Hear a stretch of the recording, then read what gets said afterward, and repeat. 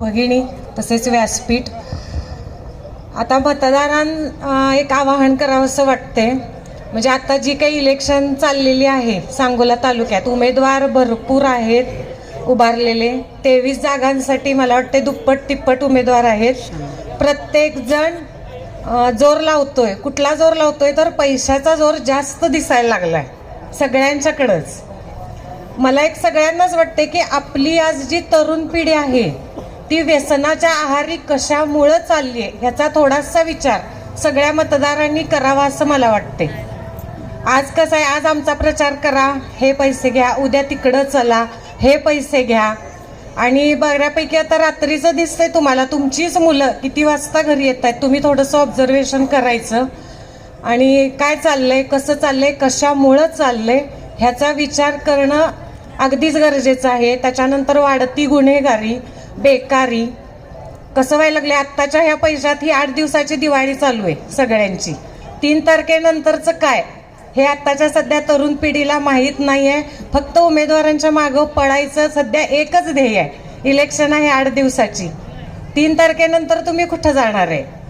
आत्ता जो काही तुम्हाला पैसा मिळतोय मिळू द्या, पण तो सत्कारणी लागावा असं मला वाटते.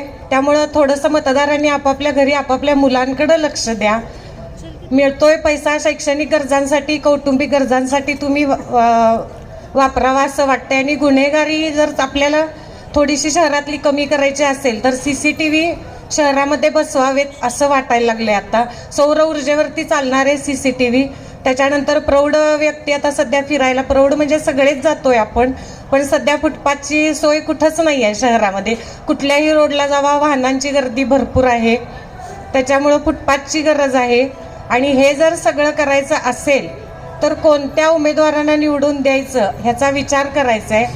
आज आपण भाजी बाजारात जातोय दर रविवारी, एक पेंडी घ्यायची झाली तर किती कस लावतोय त्याला, 5 रुपयाची पेंडी.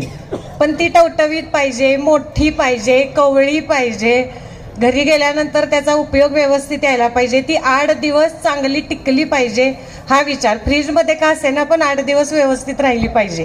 त्या मानानं उमेदवार पण कसे निवडायचे हा पण कस लावावा असं मला वाटते.